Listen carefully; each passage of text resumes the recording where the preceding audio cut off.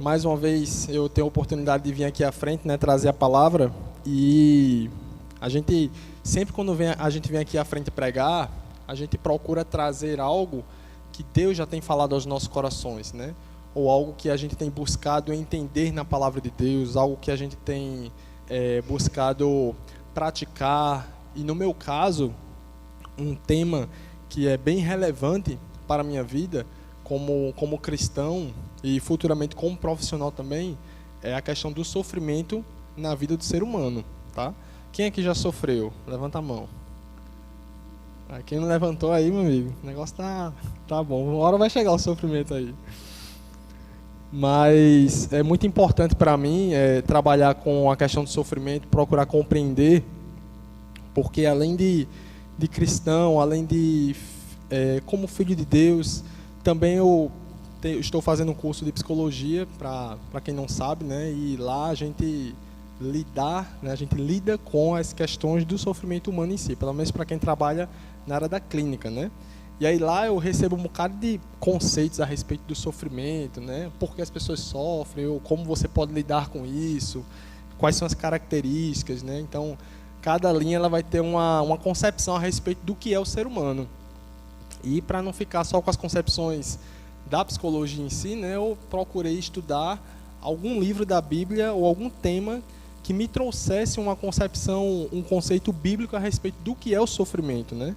Então, o que é o sofrimento? Por que as pessoas sofrem, né?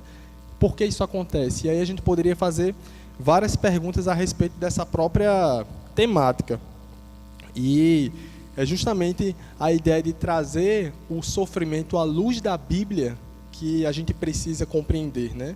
A gente não deve olhar o sofrimento à luz das filosofias, né, humanas. A gente não deve olhar o sofrimento apenas da nossa perspectiva. A gente precisa procurar compreendê-lo à luz das Escrituras.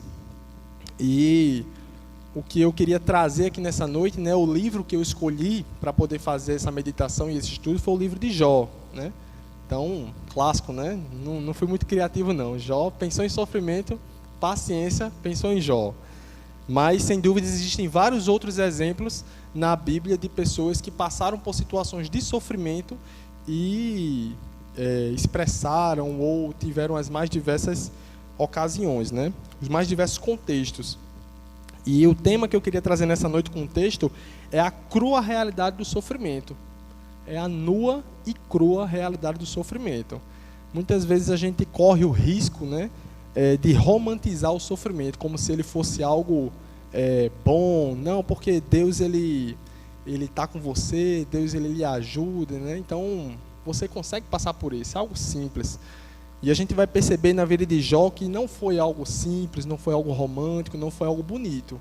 Então o tema, né, que eu queria trabalhar com vocês é a nua e a crua realidade do sofrimento, que muitas vezes nos sobrevém. E o título para a nossa mensagem, né, que eu escolhi, foi No Fundo do Poço. É uma expressão bem popular, né, você dizer, eita, fulano chegou ao fundo do poço, esse cara daí tá lá embaixo, né? Então eu perguntei aqui quem já sofreu, mas eu poderia perguntar de novo, quem aqui já chegou ao fundo do poço? O que é o fundo do poço, né?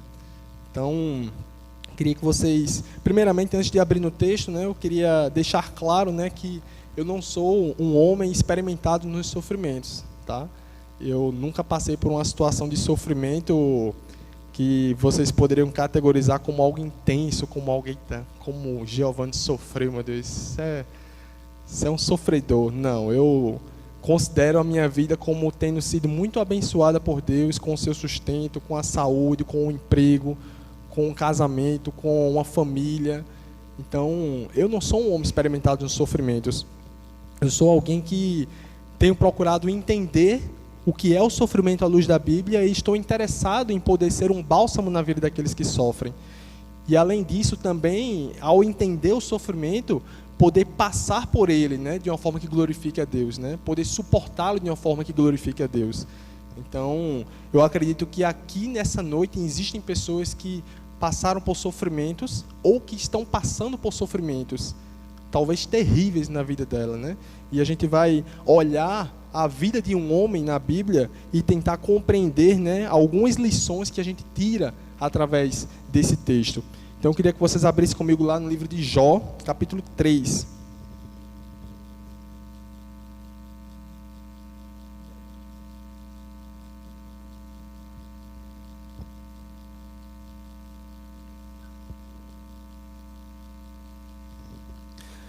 Livro de Jó, capítulo 3. E a gente vai ler o capítulo todo. Todos acharam? Então vamos ler a palavra do Senhor. Depois disto, passou Jó a falar e amaldiçoou o seu dia natalício. Disse Jó: pereça o dia em que nasci, e a noite em que se disse, foi concebido um homem. Converta-se aquele dia em trevas, e Deus, lá de cima, não tenha cuidado dele, nem resplandeça sobre ele a luz. Reclamem-no as trevas e a sombra da morte, habitem sobre ele nuvens, espante-o tudo o que pode enegrecer o dia. Aquela noite, que dela se apoderem densas trevas, não se regozije ela entre os dias do ano. Não entre na conta dos meses. Seja estéril aquela noite, e sejam banidos os sons de júbilo. Amaldiçoem-na aqueles que sabem amaldiçoar o dia, e sabem excitar o monstro marinho. Escureçam-se as estrelas do crepúsculo matutino desta noite, que ela espere a luz, e a luz não venha, que não veja as pálpebras dos olhos da alva, pois não fechou as portas do ventre de minha mãe, nem me escondeu dos meus olhos o sofrimento. Por que não morri eu na madre? Por que não expirei ao sair dela? Por que houve regaço que me acolhesse? E por que peitos para que eu mamasse? Porque agora repousaria tranquilo, dormiria, e então haveria para mim descanso, com os reis e conselheiros da terra que para si edificaram mausoléus, ou com os príncipes que tinham ouro e encheram de prata suas casas. Ou, como aborto oculto, eu não existiria, como crianças que nunca viram a luz. Ali, os maus cessam de perturbar, e ali repousam os cansados. Ali, os presos juntamente repousam e não ouvem a voz do feitor. Ali está tanto o pequeno como o grande, e o servo livre de seu senhor. Por que se concede luz ao miserável e vida aos amargurados de ânimo, que esperam a morte e ela não vem? Eles cavam em procura dela mais do que tesouros ocultos. Eles se regozijariam por um túmulo e exultariam se achassem a sepultura. Porque se concede luz ao homem cujo caminho é oculto e a quem Deus cercou de todos os lados? Porque em vez do meu pão me vêm gemidos e os meus lamentos se derramam como água? Aquilo que temo me sobrevém e o que receio me acontece. Não tenho descanso, nem sossego, nem repouso, e já me vem grande perturbação. Vamos orar mais uma vez? Nosso Deus, abençoa-nos com a Tua palavra, que o Senhor, por intermédio do Teu Santo Espírito, possa falar aos nossos corações, que a gente possa realmente compreender aquilo que aconteceu na vida deste Teu servo, Deus, e podermos tirar as aplicações corretas para as nossas vidas. Ensina-nos, Deus, a ter misericórdia daqueles que sofrem. Ensina-nos também a enxergar o sofrimento como não sendo algo estranho às nossas vidas, Deus. E que o Teu nome seja glorificado, Senhor, por intermédio da Tua palavra, e que ela possa produzir frutos em nossas vidas. Em nome de Jesus, amém. Bom, meus irmãos, então a gente viu um texto aqui que é meio feio de se ver, né? A gente está acostumado a ver mais alguns textos que falam sobre as pessoas triunfando sobre o sofrimento, as pessoas elas vencendo. E a gente vê aqui Jó amaldiçoando o dia do seu nascimento, né? E para que a gente possa entender esse texto, a gente precisa entender um pouquinho sobre o que aconteceu na vida de Jó para que ele chegasse a esse ponto aqui. Então, Jó ele foi afetado pelo menos em 5 áreas muito importantes da vida dele. A primeira delas foi a área familiar.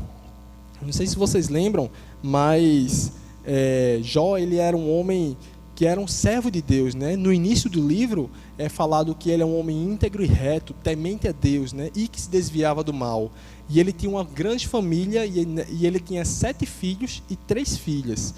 E num dia, né? E ele orava pelos filhos dele, né? Ele era um pai piedoso, um pai que realmente cuidava de seus filhos. E certo dia, né? Quando os filhos de Deus foram se apresentar perante o próprio Deus, Satanás foi no meio deles. E Deus, ele perguntou a Satanás: de onde você vem? E Satanás disse: eu venho daí, rodeando pela terra, né, observando as coisas. E Deus falou: observaste o meu servo Jó, né? Não há homem na terra como ele, né? Um homem íntegro, reto e que se desvia do mal.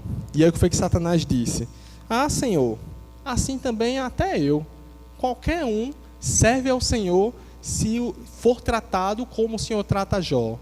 Por quê? Porque Jó, ele tem uma família grande, Jó, ele tem um patrimônio gigantesco, tudo o que Jó toca prospera nas mãos dele. Então, se for assim, qualquer um pode te adorar. Agora, toca naquilo que ele tem, para ver se ele não blasfemará diante da tua face. E aí o que foi que Deus disse? Ele disse: eis que tudo que ele tem está em tuas mãos, só contra ele, porém, não estendas não toque-lhes na vida. E aí Satanás saiu, né, da presença do Senhor e foi lá e ocasionou várias situações que fizeram com que Jó ele perdesse os seus 10 filhos, com que Jó perdesse tudo que ele tinha e ficasse sem nada e perdesse os seus filhos, né? E aí eu pergunto a vocês: alguém aqui já perdeu um filho? Não precisa levantar a mão, não. Mas se você já perdeu um filho, né, você sabe como é a dor de perder um filho, né? Não é natural perder um filho. Deveria ser o pai antes, né? O pai, a mãe, para perder um filho. Mas imagine aí, multiplique a dor de ter perdido um filho por 10, né? Jó não perdeu um filho só, Jó perdeu os 10 filhos, de uma vez só. Então, esse homem é esse que fala aqui no capítulo 3, amaldiçoando o dia do seu nascimento.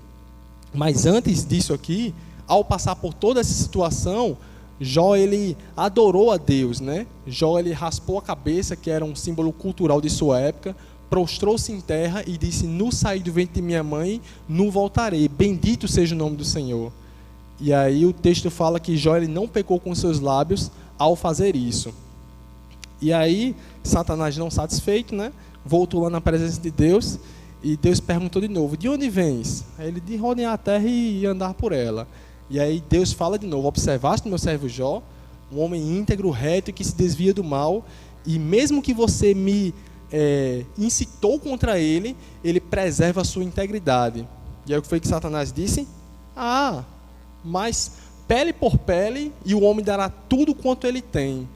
Toca-lhe na vida, para ver se ele não vai blasfemar contra ti diante da tua face, né? E aí o que é que Deus faz? Ele diz: vai e eis que ele está em teu poder, não tira-lhe a vida, porém. E aí Satanás, ele vem, né, e fere a Jó de tumores malignos, desde a planta dos pés até o alto da cabeça. E Jó, ele fica numa situação irreconhecível. Ele pega um caco de vidro e começa a se raspar. Então, nessa ocasião, depois disso, né, a esposa de Jó chega para ele e diz: ainda conservas a tua integridade? Amaldiçoa teu Deus e morre. E o que é que Jó diz a ela? Ele diz: estás doida, mulher? Temos recebido o bem de Deus, não receberemos também o mal? E aí o texto fala de novo: em tudo isso Jó não pecou com os seus lábios. Tá? Então toda essa história que eu estou contando está no capítulo 1 e no capítulo 2 de Jó. Se você quiser depois ler, pode ler, porque é muito precioso e é importante para a gente poder conhecer mais a palavra de Deus. E aí depois disso, né, Jó, ele recebe 3 amigos, né? O nome deles é Bildade, Zofar e Elifaz, né? Se eu não me falha a memória. E esses amigos, ao verem Jó de longe assim, na situação em que ele se encontrava, começaram a gritar, rasgaram suas vestes, jogaram pó para o ar e começaram a chorar em alta voz, porque eles não reconheceram o amigo deles. tamanho era o estado deplorável em que Jó se encontrava.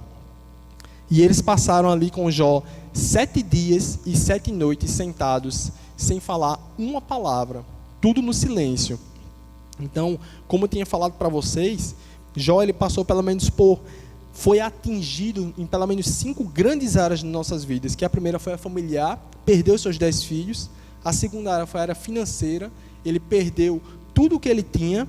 A terceira foi a sua saúde, ele perdeu a sua saúde. A quarta foi o seu próprio casamento, quando a mulher pediu para ele amaldiçoar a Deus e morrer. E a quinta, que aí não está aqui ainda, é mais para frente, né, são os seus próprios amigos.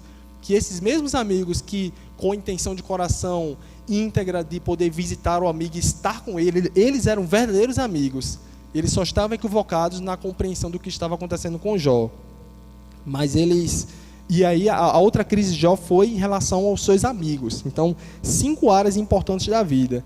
E aí eu pergunto a vocês, vamos supor, se a gente passar por uma crise na área financeira aqui, a gente perdeu o nosso emprego, muitos de nós, meus irmãos, nos desesperamos.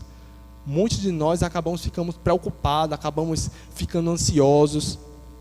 Ou na área da saúde, quantos não caem por causa de uma enfermidade ou por causa de uma doença? Ou na própria área do seu casamento, as pessoas acabam deixando de crer em Deus e se desviam. Jó ele passou por crise nessas 5 áreas da vida dele, né? Então é muito importante a gente entender o contexto antes dessas palavras que foram proferidas por Jó. Mas o interessante é que o pior de tudo para Jó não eram essas 5 áreas da vida dele sendo afetadas. Era o fato de que, em meio a tudo isso, ele não ouvia mais a voz de Deus. Os céus se tornaram de bronze e ele orava e Deus não respondia a ele. E a gente vê isso no decorrer do livro, que Jó ele se incomoda porque Deus ele não fala mais com ele, porque ele não consegue entender o porquê que ele está sofrendo. E por isso que ele sofre tanto, por isso que ele produz esse desabafo, né? Sem dúvidas, todo o sofrimento pelo qual ele passou levou ele a proferir essas palavras em Jó 3. Mas o silêncio de Deus era algo muito mais insuportável para Jó do que passar por essas situações. Então, esse é mais ou menos o contexto daquilo que aconteceu com Jó, até a gente poder chegar aqui nesse capítulo 3, né? E é interessante, como eu disse para vocês, porque Jó ele passou por essas situações e ele não entendia o porquê que ele estava passando por isso. Ele dizia, mas caramba, eu sou fiel a Deus, eu sirvo a Deus, eu procuro honrar o meu Deus, e olha o meu estado aqui onde eu estou, né? E o silêncio de Deus destruía Jó por dentro também, né? Então, muitas vezes, a gente que está desse lado aqui da história, né? A gente sabe o que aconteceu, sabe qual era mais ou menos o propósito de Deus. Jó estava nas escuras, né? A gente vê que Deus ele fez um acordo com Satanás, não foi uma aposta, certo? Foi um acordo, ele permitiu que Satanás tocasse na vida de Jó, e foi o próprio Deus que proporcionou isso, para cumprir com os seus eternos propósitos, com os seus soberanos propósitos, né? E só que Jó ele não sabia disso. Jó ele estava ali no palco, né? E os bastidores estavam lá atrás, a gente sabe, mas ele não sabia. Ele dizia, mas por que, Senhor? Por que isso está acontecendo comigo? Então, no texto aqui, né? Jó é um livro poético, certo? É um livro que ele se utiliza de muitas figuras de linguagem. Então, a gente vai perceber, na verdade, a gente já percebeu na leitura do texto, que existem várias figuras que são trazidas para expressar algum tipo de realidade que está por trás delas. Então, eu queria dividir em 3 pontos com vocês, né? Que expressam aquilo que Jó fala aqui nesse texto, né? Em primeiro lugar, Jó ele não queria ter nascido, está nos versículos do 1 até o versículo 10. O segundo ponto Jó ele queria ter morrido depois de ter nascido, está nos versículos 11 até o 19. E o terceiro, Jó ele quer morrer. Agora Jó ele quer morrer. Depois de desejar não ter nascido, depois de querer ter morrido após ter nascido, ele quer morrer agora. Então, fim da linha para ele. Então, vamos começar a olhar aqui os pontos. O primeiro ponto Jó não queria ter nascido, né? Nos versículos 1 até o versículo 10, né, a gente percebe que existem várias figuras de linguagem, né, e aí a gente vai observar algumas figuras como trevas, né, como sombra da morte, como nuvens escuras, como noite estéril e como monstro marinho, né? Então, várias figuras que expressam, né, que o pensamento de Jó, ele estava nebuloso, estava em trevas, ele estava desejando que aquele dia em que ele nasceu se tornasse em trevas, né? E alguns verbos que expressam aquilo que Jó queria também são encontrados nesses trechos, né?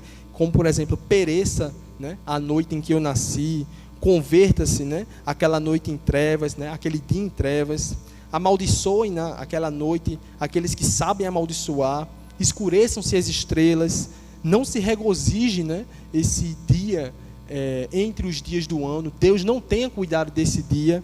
Então a gente percebe que Jó, ele se utiliza de várias figuras, né, para expressar aquilo que ele pensava, aquilo que ele queria, e ele desejava que aquele dia fosse coberto por trevas. E aí eu apenas retraduzi aqui, né, alguns versículos através da figura de linguagem que eles trazem. No versículo 6, por exemplo, diz aí: aquela noite que dela se apoderem densas trevas, que não se regozije ela entre os dias do ano, não entre na conta dos meses. Ou seja, tira esse dia do calendário. Tira esse dia do calendário, porque esse dia ele não deveria ter existido. Eu não quero que esse dia tenha existido. Tira esse dia do calendário. No versículo 7, né, existe uma outra figura aí que ele fala, que é: seja estéril aquela noite, e dela sejam banidos os sons de júbilo, né? Então, no momento do nascimento de Jó, no momento da gravidez, né, de Jó, as pessoas se alegraram ao redor dele. E eu me lembrei de algumas ocasiões em que eu tive a oportunidade de estar presente no nascimento de uma criança, né? Na verdade, foi só uma. E a outra foi um chá de bebê que eu tive a oportunidade de ir ontem, né? Mas, gente, quem já presenciou sabe, é algo muito gratificante, é algo muito feliz. Você vê aquela criança, principalmente para quem está próximo, né? Parentes. Então você fica, assim, com um sentimento de muita alegria, gratidão a Deus, né? Você vê a menina e diz: ei, que coisa linda, ou o menino, né? Oh, que coisa linda. Então é um momento de celebração, é um momento de alegria, né? E ontem eu fui para um chá de bebê também, né? Que foi um momento muito especial também, poder participar ali, a expectativa da chegada daquela criança. E aí Jó, né, pega e diz que tudo isso se transforma em trevas, né? Que esse dia pereça, que esse dia ele nunca tenha existido. Então é como se toda essa alegria que a gente sente ao momento que uma criança ela é concebida, ou ao momento que uma criança nasce, Jó ele abominasse isso. Não, que tire isso de mim, tire isso de perto de mim. Eu não quero que tenha alegria ou sons de júbilo por causa do meu nascimento. No versículo 8, né, ele fala: amaldiçoem aqueles que sabem amaldiçoar o dia e sabem excitar o monstro marinho, né? Jó ele fala para os feiticeiros amaldiçoarem, né, aquela noite, porque o próprio Jó ele não sabia amaldiçoar, ele não tinha prática. Jó era um servo de Deus. E ele fala: olha, eu não sei amaldiçoar não, mas aqueles que sabem amaldiçoar, amaldiçoem aquele dia, amaldiçoem aquela noite. E quando fala aí sobre o monstro marinho, né, em algumas traduções diz Leviatã, ainda no versículo 8, essa era uma figura mitológica, né, dos povos que viviam perto de Israel, que era uma figura mitológica que destruía, né, as coisas, né, as pessoas. E ela atribuíam a ela o eclipse, né, que a gente sabe que é um fenômeno natural, mas as pessoas acreditavam que era esse Leviatã que cobria, né, o sol quando aconteciam os eclipses, né? Então é como se Jó tivesse querendo que isso acontecesse, né? Como já falei em várias ocasiões, fala aqui sobre a questão de trevas, sombra da morte, e ele queria que aquele dia ele fosse banido da existência, né? E no versículo 9, né, basicamente, ele deseja que o sol não nasça mais para esse dia, né? Ele diz: escureçam-se as estrelas do crepúsculo matutino desta noite, que ela espere a luz, que é o sol, e a luz não venha, que não veja as pálpebras dos olhos da alva. Por que tudo isso? No final, no versículo 10, ele vai dizer: pois não fechou as portas do ventre de minha mãe, nem escondeu dos meus olhos o sofrimento. Por que Jó está amaldiçoando o dia do nascimento dele? Porque ele não teria que estar passando por tudo isso. ele não teria que estar passando por essa situação. E ele atribui a causa, a responsabilidade e a raiz, justamente ao dia em que ele nasceu. Ele diz, não, se eu não tivesse nascido, nada disso teria acontecido. Então, maldito seja o dia do meu nascimento, né?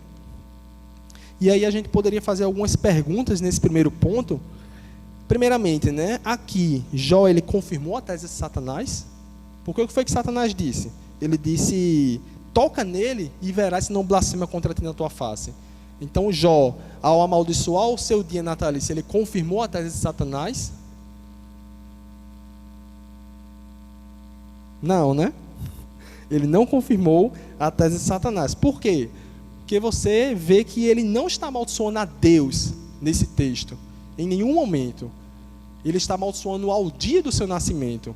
Então, em meio ao seu sofrimento, a sua dor, a sua angústia, Jó, ele não se volta contra Deus e amaldiçoa Deus. Ele amaldiçoa o dia do seu nascimento, né? Mas e aí? Ele não amaldiçoa a Deus, mas ele falou umas coisas aí meio feias, velho. Ele falou uns negócios aí que o crente não pode falar, não. E aí, ele pecou com seus lábios? Ele pecou ao amaldiçoar o dia do seu nascimento, meus irmãos? Bom, então, existem provavelmente dois grupos, né, entre os estudiosos, né, na igreja, que é aquele grupo dos super crentes, né, que dizem, pecou sim, faltou fé, não confiou em Deus, pecou, ele deixou de confiar na palavra de Deus, e por isso ele pecou. Então esse é o grupo dos super crentes, né?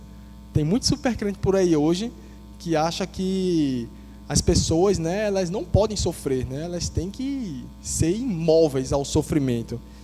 E o outro grupo é o dos pecadores, né? O grupo do pecador, ele diz, não pecou não. Jó aí, ele não estava amaldiçoando a Deus, Jó ele não estava proferindo nenhuma blasfêmia contra Deus, ele estava amaldiçoando o dia do seu nascimento, né? E aí, quem está certo, quem está errado, né?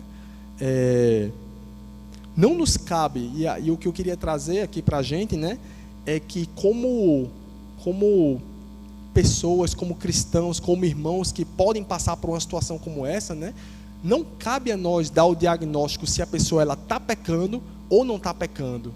Por quê? Porque foi exatamente isso que os 3 amigos de Jó fizeram. Ao ver o sofrimento dele, ao ver a sua angústia, ao ver as palavras que ele fez, os caras disseram, epa, pera aí, esse cara aí está começando a perder a cabeça. Ele era um exemplo, um modelo para as pessoas e agora está fazendo isso. Então, não cabe a nós o diagnóstico e a repreensão de uma pessoa que está passando por um sofrimento, especialmente se for um sofrimento dessa intensidade aqui, que foi na vida de Jó. Eu, particularmente, creio que Jó, ele não pecou com os seus lábios. Por que Jó não pecou com os seus lábios ao falar essas coisas? Porque Jó, ele estava deprimido, meus irmãos. Jó, ele estava deprimido. Se a gente fosse tirar um diagnóstico, né, da medicina, da psiquiatria, da psicologia, isso que ele está falando aqui, tudo que ele passou, o cara entrou na depressão, caiu na depressão, Jó. Então, ficou deprimido. E depressão não é pecado, meus irmãos. Eu sei que existem algumas pessoas que acreditam que depressão é pecado, mas depressão não é pecado. Por que depressão não é pecado?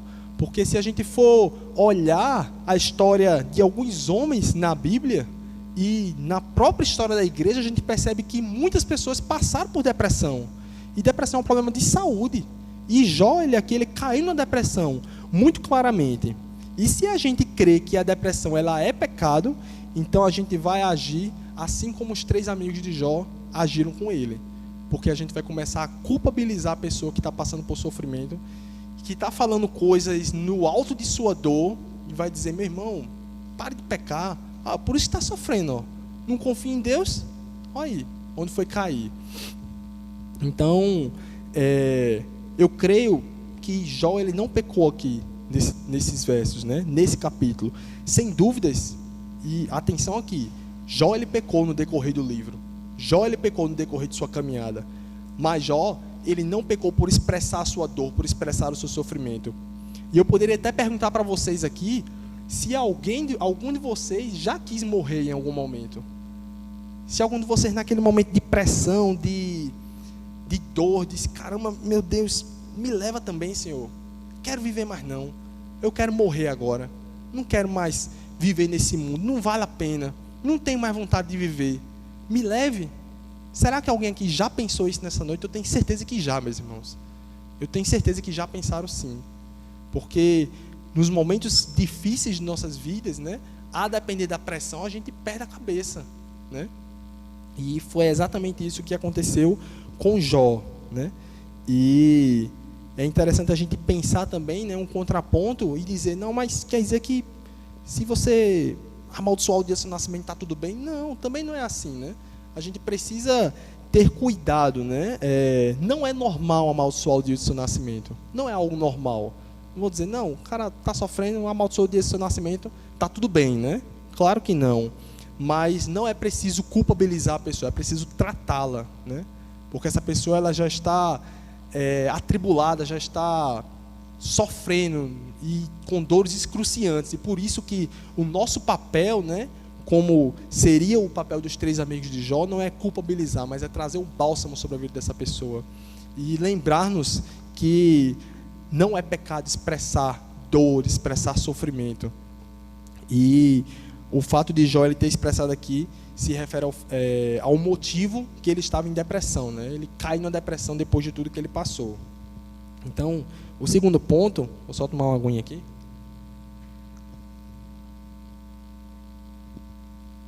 O segundo ponto está dos versículos 11 até o versículo 19, né? Do 11 até o 19. E aí, nesse trecho, né, Jó ele diz: se eu tive que nascer de todo jeito, né, então por que eu não morri logo depois que eu nasci? Então Jó ele deseja ter morrido logo após o seu nascimento, né? E aqui se iniciam-se os questionamentos de Jó, né? Ele, no decorrer do livro, ele vai fazer dezenas de questionamentos, dezenas de perguntas a Deus.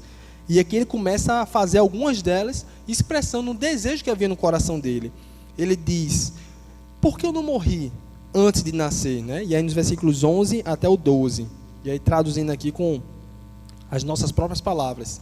Por que eu não morri antes de nascer? E se eu não morri antes de nascer, por que eu não morri depois que eu nasci? Por que eu fui acolhido e abençoado pelo meu pai? Porque essa expressão aqui no versículo 12, né, o regaço, né, porque houve regaço que me acolhesse, era uma tradição da época de Jó, em que o pai, após o nascimento do filho, ele colocava o filho nos joelhos e o abençoava, né? Então, Jó aqui está dizendo, por que eu fui acolhido e abençoado pelo meu pai, né? E ele diz no final, por que eu fui amamentado pela minha mãe? Então ele começa a fazer várias perguntas, né, a respeito do porquê que ele não morreu depois de ter nascido, ou antes de ter nascido, porquê que ele foi alimentado, né? E no decorrer do livro, a gente vai perceber que Jó, ele faz dezenas outras de perguntas, como eu disse. E aí eu pergunto para vocês, você sabe quantas perguntas dessas foram respondidas a Jó? Nenhuma. Nenhuma resposta foi dada a Jó às questões que ele levantou no decorrer do livro. E aí eu queria ter mais tempo para poder expor o restante do livro como um todo, né? Mas isso é uma série de pregações. E aí aqui o nosso objetivo está em entender o capítulo 3. Mas Jó não recebeu nenhuma resposta às perguntas que ele levantou no decorrer do livro. Mas ele se aquietou, o coração dele foi aquietado quando Deus falou com ele, né? Então, nós temos a liberdade de fazermos perguntas a Deus, né? Não tema, né? Abrir o seu coração diante de Deus, se você não está entendendo alguma situação, e dizer, Senhor, por que isso está acontecendo? Por que aquilo está acontecendo, né? Por que isso não aconteceu? Mas Deus ele não está obrigado a responder as nossas perguntas, né? Porque Deus ele não respondeu a nenhuma das perguntas de Jó. E muitas vezes a gente pode passar por certas situações em que a gente não entende o que está acontecendo e Deus ele não vai explicar. Deus ele não vai falar o porquê. Ele pode falar, mas ele pode também não falar. Então, dos versículos 14 até o 19, né, a gente percebe que Jó ele vai imaginar o repouso após a morte, né, onde não há nem maiores e nem menores, né? Ele fala aí o contraste de reis e príncipes, né? Com escravos, servos, né? Que eles, onde eles estariam, né? Se Jó tivesse morrido, ele estaria junto dessas pessoas e encontraria repouso. Então, o que Jó quer é repouso, Jó quer sossego. Ele não aguenta mais passar pelo que ele está passando. Então, ele diz: já chega, eu quero descansar. Então, ele diz: se eu tivesse morrido, eu já estaria descansando agora. E eu queria abrir um texto com vocês lá em Jó capítulo 19, né? O mesmo livro, Jó capítulo 19.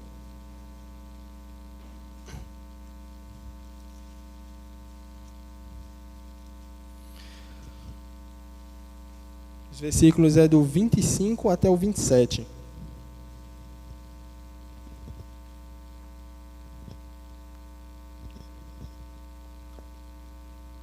Diz assim: porque eu sei que o meu Redentor vive, e por fim se levantará sobre a terra. Depois, vestido este meu corpo da minha pele, em minha carne verei a Deus. Vê-lo-ei por mim mesmo, os meus olhos o verão, e não outros. De saudade me desfalece o coração dentro de mim. Então a gente percebe que Jó, né, ele, apesar de estar passando por toda essa desgraça na vida dele, ele cria na ressurreição dos mortos, né? Ele cria em se encontrar com o seu Redentor. E quem é esse Redentor, meus irmãos? É Jesus Cristo. Esse texto aqui, ele claramente aponta para a pessoa de Jesus, porque Jesus é o nosso Redentor. Nessa mesma época, Jó, ele já cria, né? Ele tinha esperança na vinda de um Redentor, na vinda de um Messias, que fosse o mediador entre Deus e nós, como seres humanos. Então Jó, ele anelava esse dia de se encontrar com o seu Redentor e poder vê-lo face a face, onde o seu corpo ele seria restaurado, né? E é interessante a gente pensar, né, nesse texto, para a gente não crer que Jó, ele, como, podem voltar lá para o capítulo 3, né? Era para ter mandado vocês marcarem, que Jó, ele não tinha perspectiva a respeito de uma vida após a morte, né? Que ele só queria morrer para poder descansar, para poder repousar.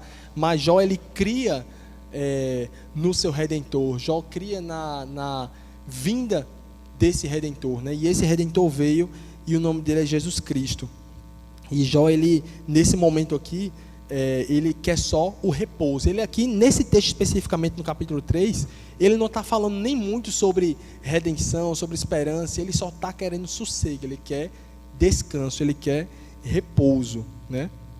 E no versículo 17, que eu queria destacar nessa passagem, né, diz: ali os maus cessam de perturbar, e ali repousam os cansados. Algumas traduções, como a NVI e a NTLH, que é a nova tradução da linguagem de hoje, elas vão dizer que ali cessa a agitação dos ímpios, né?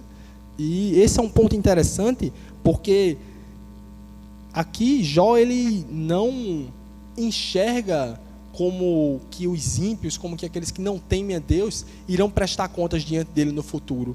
E essa é uma temática interessante no livro, porque por muitas vezes os amigos de Jó dizem que o que ele estava fazendo, o que ele estava passando era consequência do pecado dele, e ele diz: não, que história é essa?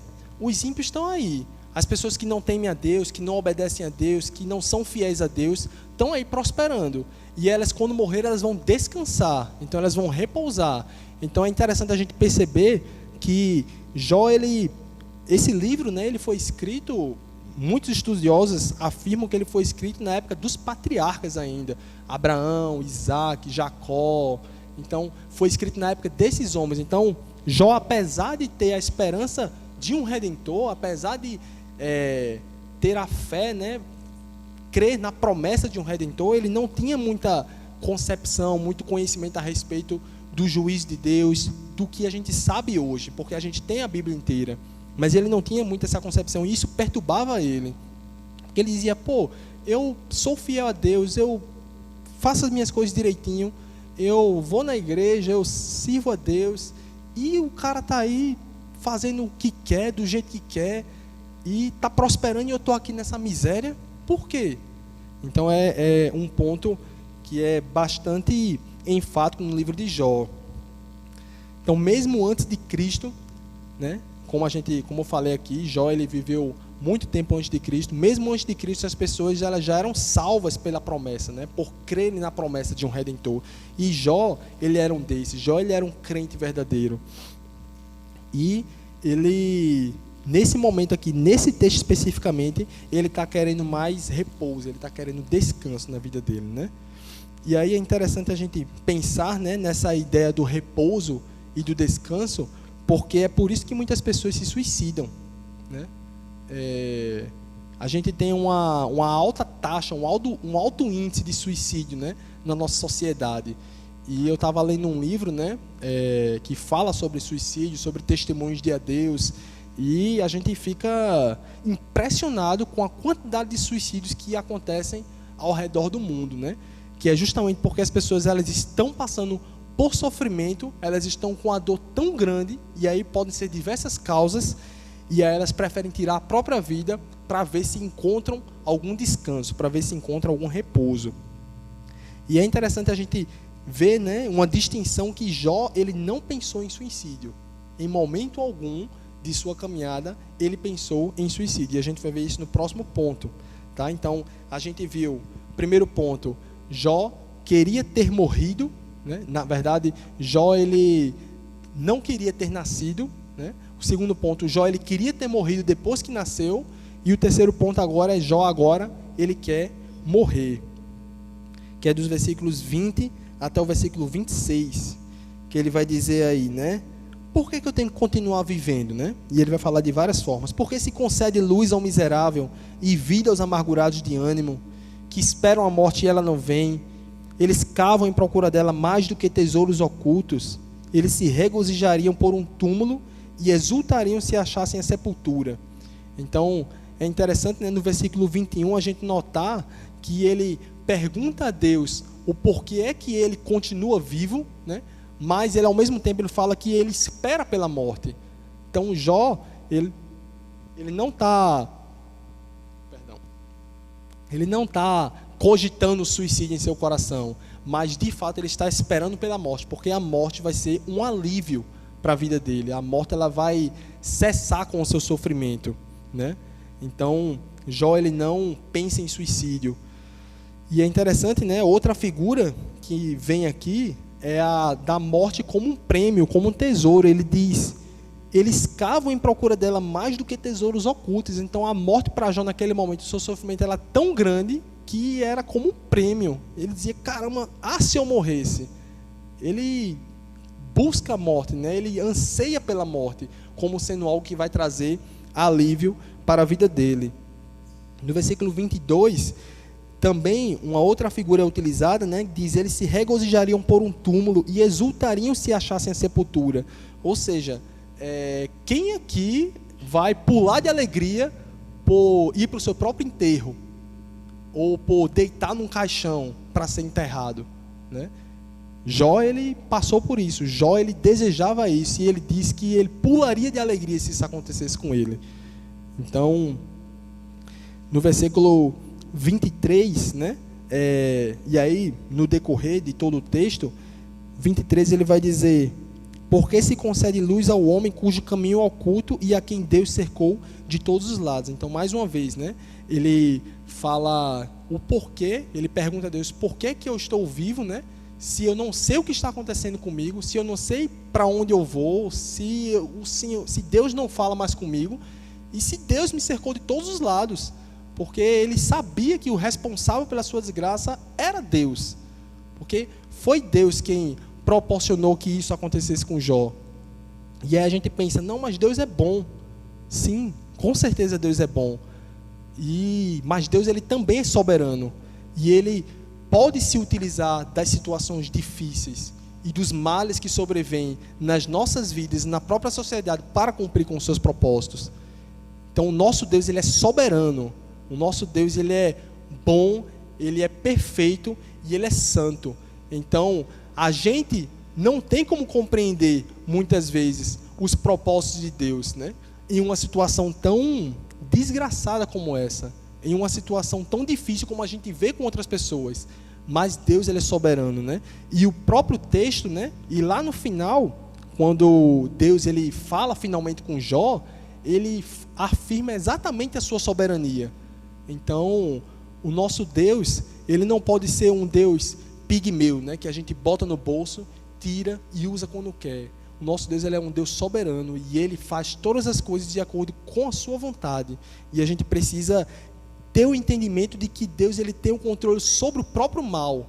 Ele não é mal, mas ele tem controle. Porque se a gente não crer nisso, então Deus está fora do controle de tudo, né? O mal ele não está sob o controle de Deus. Mas Deus é soberano, Deus é bom, Deus é santo e nós podemos confiar nele. Porque ao fim da jornada de Jó, Deus restaurou a sua sorte. Deus ele restaurou a sua vida, né? E ele cumpriu com seus propósitos na vida desse homem. Então, Jó ele sabe que o responsável pelo que está acontecendo com ele é o próprio Deus, né? Apesar de Satanás ter sido quem tocou na vida de Jó e foi um instrumento, na verdade, para que aquilo fosse ocasionado. E aí nos versículos 24, né, 25 e 26, ele vai falar sobre aquilo que ele está passando, né? Porque em vez de meu pão me vem gemidos e os meus lamentos se derramam como água. Então Jó ele chorava copiosamente. Jó ele chorava intensamente pelo que estava acontecendo com ele. Jó ele não conseguia comer mais. Jó ele tinha medo. Jó ele tinha perturbação constante na mente dele. E aqui se encerra o discurso de Jó, né? Então, como eu falei para vocês no início, né? O tema, né, da nossa mensagem hoje é a nua e crua realidade do sofrimento. E o título é No Fundo do Poço.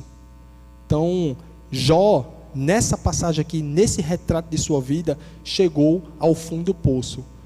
Jó ele chegou a uma situação em que nenhum de nós desejávamos ou desejaríamos passar, porque a dor foi gigantesca na vida dele. E aí logo após esse capítulo, né, começam do capítulo 4 até o 37, mais ou menos 38, as conversas que os amigos de Jó tinham com ele, né? Então, eles começaram a teologizar, né, aquilo que estava acontecendo com Jó.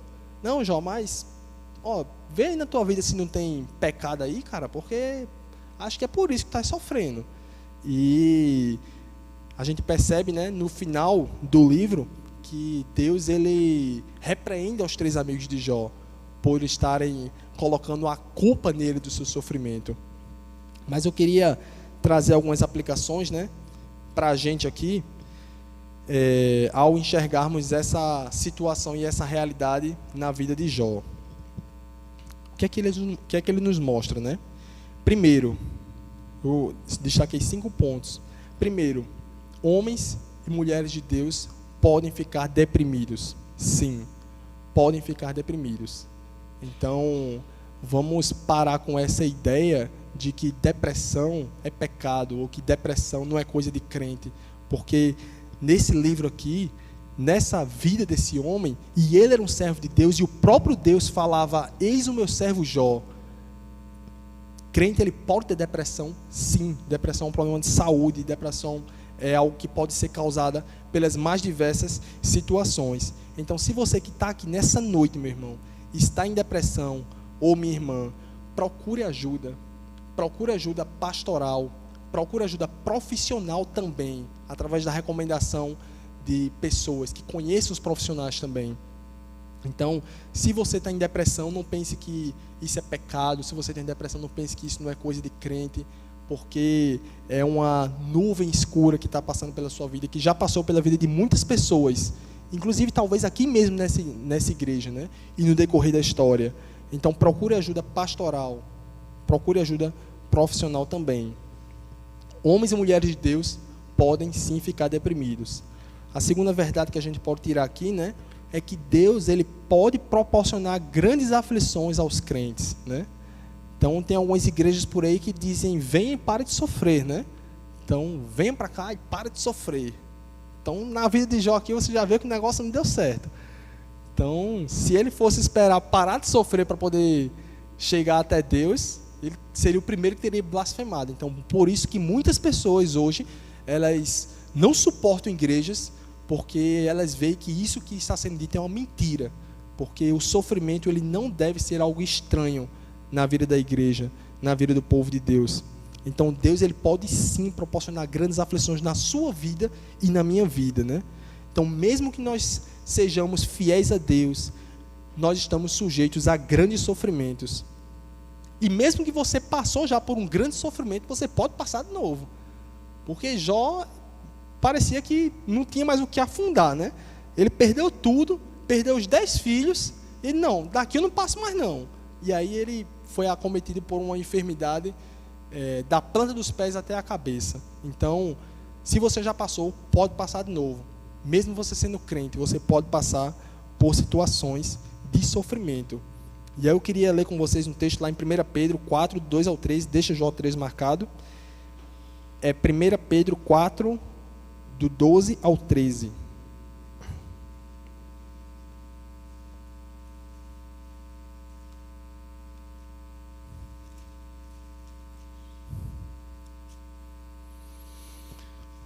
Diz assim: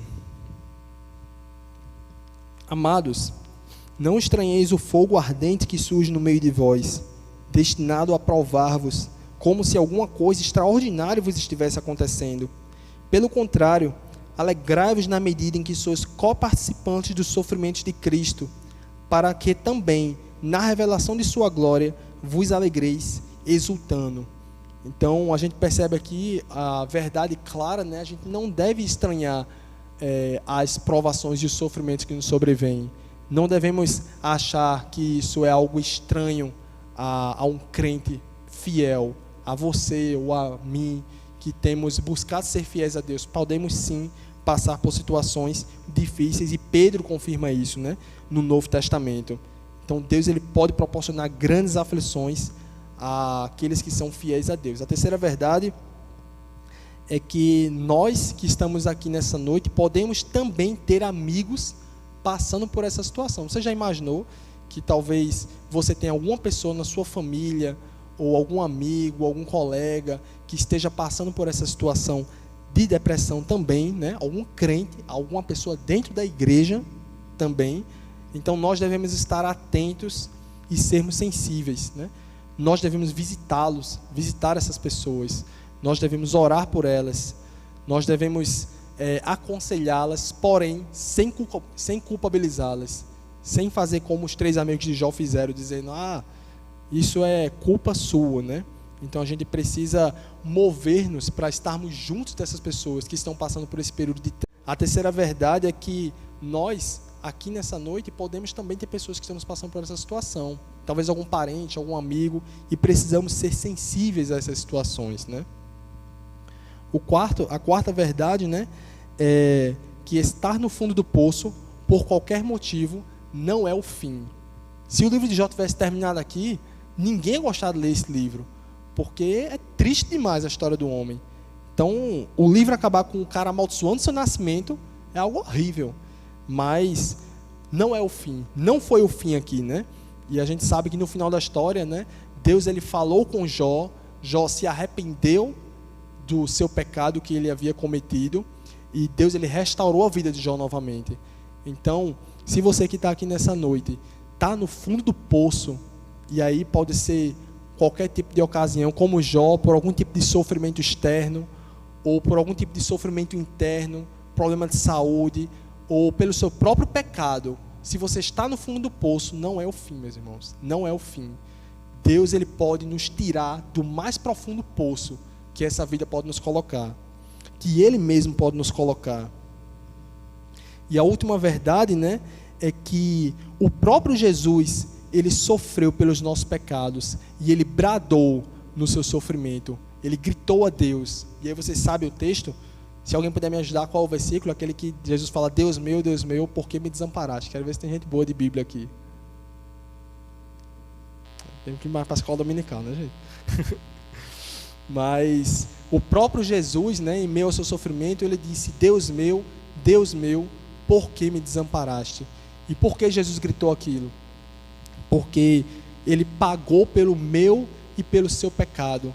E isso fez com que naquele momento houvesse uma divisão, uma separação entre Pai, Filho e Espírito Santo. Então ele, como sendo o Filho de Deus, carregando os nossos pecados, naquele momento ele se sentiu desamparado pelo seu Pai. Então ele disse: Deus meu, por que me desamparaste? E Jó, ele também aqui, ele se sentiu abandonado por Deus. Jó, ele também falou estas coisas por pensar isso, né? Então, se você está se sentindo abandonado por Deus por algum motivo, meus irmãos ou minhas irmãs, então Deus não abandonou vocês.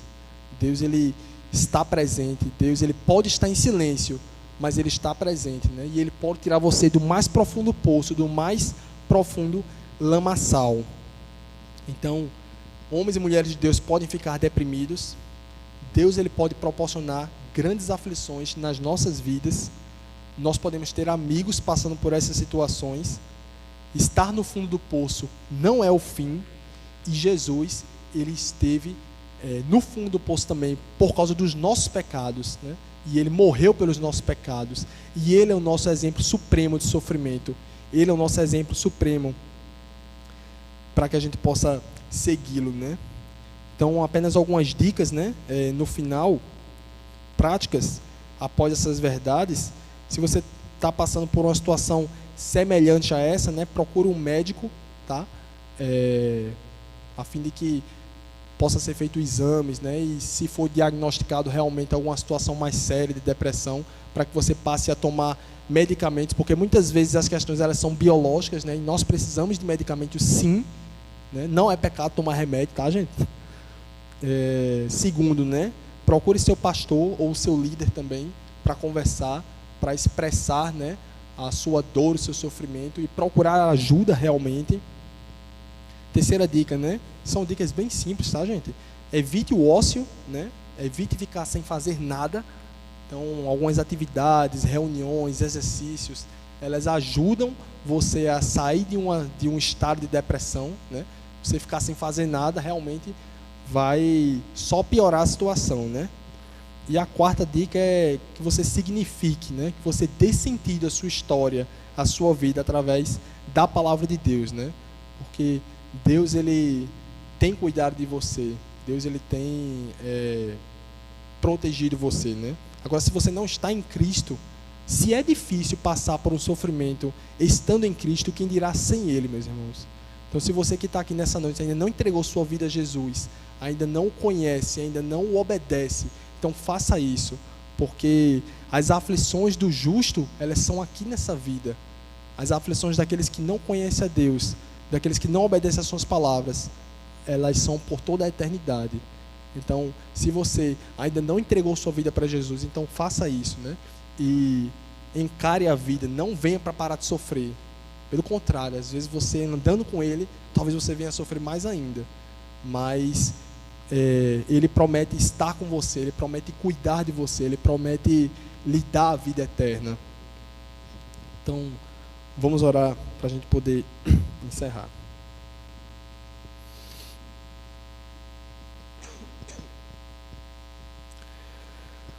Senhor, Tu bem sabes, Deus, como eu falei aqui no início da minha pregação, eu não sou um homem que passei, Deus, por sofrimentos tão grandes como esse homem passou. Na verdade, eu me considero como alguém que tem sido cercado, como Jó era cercado. Mas eu sei, meu Senhor, que existem pessoas aqui nessa noite, ou essas pessoas que estão aqui conhecem, que talvez estejam passando por essa situação. Então tem misericórdia, Deus, que a Tua graça ela possa sustentar a vida desses irmãos e dessas irmãs, possa restaurar as suas vidas, Deus, a fim de que elas possam realmente, assim como o Jó, voltar ao seu estado inicial e recomeçar, Deus, porque existe sim um recomeço, não é o fim. Então ajuda essas pessoas. E quanto a nós que não passamos, Deus, por essas tribulações, ajuda-nos a sermos amigos e irmãos verdadeiros e estejamos juntos dessas pessoas, que possamos ajudá-las, auxiliá-las e sermos como um bálsamo na vida delas, Deus. Então, que a Tua graça ela também nos revista de poder, a fim de que a gente possa consolar, Deus, estar perto desses irmãos, chorar com eles, não lidar com seios tão somente, mas sentir a dor junto com eles também, meu Deus. Então guarda os nossos corações, prepara as nossas vidas, Senhor, para o que quer que esteja por vir. Então guarda as nossas vidas e leva-nos para casa em segurança, em nome de Jesus. Amém.